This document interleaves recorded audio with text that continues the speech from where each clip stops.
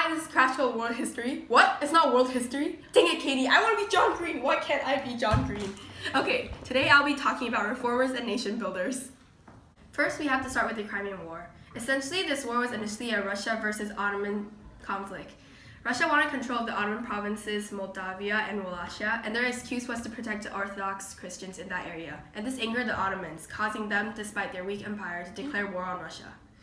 Bad move, Ottomans, but the odds were in their favor. In 1854, France, Britain, Ottomans, and Piedmont, Sardinia joined together to fight against Russia. But first, let's talk about their motives. Britain knew that they needed to secure their trade in the Egyptian lands. But Piedmont, Sardinia, why did you have to help them? Oh, it all makes sense now, doesn't it? You sneaky! You wanted to gain France's favor so that they would help you in your unification in less than 10 years, right? Call that realpolitik. The Crimean War ended with the Treaty of Paris in 1856, which achieved three things. The Russians had to make the Black Sea neutral, withdraw from Moldavia and Wallachia, and lastly, renounce their claims to protect Orthodox Christians. The Crimean War demonstrated the weakness of the Ottoman Empire and created the conditions in which Italy and Germany could be unified after centuries of fragmentation. Using the methods of realpolitik, Cavour in Italy and Bismarck in Germany succeeded in unifying their nations after centuries of disunity in little territorial blobs. XD. Originally, in the 1831 nationalist revolutions in Italy, the authorities went to republican nationalists, causing people to be fearful. The key leader of Romantic republicanism was Mazzini, who founded Young Italy, which replaced the Carbonari insurrections that was a higher class movement involving small secret republican societies. However, Mazzini's attempts and hopes of creating an Italian republic to kick out the Austrians who occupied the land at the time failed. Cavour then came to power in 1860 as a conservative, and the government turned into a constitutional monarchy. Cavour had one policy, which was to reject republicanism. Later on, he turned liberal, but that's another story. The goal was to make the Italian government progressive and efficient so that the other countries would support them in their soon-to-be independence. Here's the effect of the Crimean War. Seeing as Piedmont, Sardinia assisted the French in the Crimean War, they were willing to assist them if Austrians declared war. In return, Napoleon and Cavour agreed that France would receive Savoy and Nice. Finally, in 1859, the Austro-Sardinian War occurred, in which the Austrians were defeated and had to retreat, although Venetia remained under Austrian control. However, Parma, Modena, Tuscany, and Romagna were united with Piedmont. At the same time, Lombardy was given to Sardinia. While Cavour united the north, Garibaldi with his red shirts united the southern part, hoping to make Italy a republic. Cavour stopped Garibaldi, and they reached terms resulting in Cavour finally conquering the Papal States to reach total unification. In 1861, Emmanuel II was crowned King of Italy, with a constitutional monarchy after they annexed Rome. Things weren't perfect though. The North and the South were not compatible, mainly due to the fact that the North focused on industrialization while the South focused on agriculture. So now we're done with Italy, let's talk about the formation of the dual monarchy in the Austrian Habsburg Empire. During this time, the Magyars, Hungarians, had a growing unrest within the empire, seeing as they wanted more rights and autonomy. However, Emperor Francis Joseph, why do you always have to be so boring? The first, Joseph II, Joseph Shu. But the root of the empire's weakness was mainly due to the Croats and Slovaks being salty. No, Katie, not that kind of salt. Also, the relations with Russia was also declining, seeing as they refused to help them in the Crimean War. Now Russia would pay them back not by helping them, good one Alexander II. Afterwards, the Habsburg Empire issued the October Diploma as well as the February Patent, which led them to being both rejected in 1860 and 61, where they then finally reached an agreement in the Ausgleich in 1867.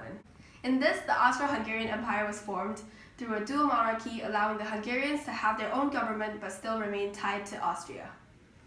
Let's talk about democracy in Britain. Why are things all gathered at this time? Alright, so as a basis, Britain ever struggled with their nationality because they had a relatively stable liberal state. The British encouraged the idea of competition as well as liberalism, giving them a head start in comparison to the other nations. In 1867, the House of Commons, led by Disraeli, a Tory, meaning conservative, passed the Second Reform Act, giving workers more rights. They introduced their own reform bill, and the first sign of a democracy was shown through the number of voters almost doubling, from 1.4 million to 2.4. Disraeli was part of the New Conservatism movement, which recognized the need to concede some liberal policies in order to gain popular support. In 1868, Gladstone came to power as Prime Minister, passing the Ballot Act of 1872, allowing secret ballots, as well as the Education Act of 1870, which built elementary schools that were not controlled by religion. In 1874, Disraeli became Prime Minister again. Yes, again! Disraeli focused on legislations to improve the well-being of the citizens through the Public Health Act of 1875, allowing the state to interfere with one's property for the sake of their own health. While in Germany, the Zollverein was created in 1834, led by the Prussians, giving them an economic advantage over the Austrians.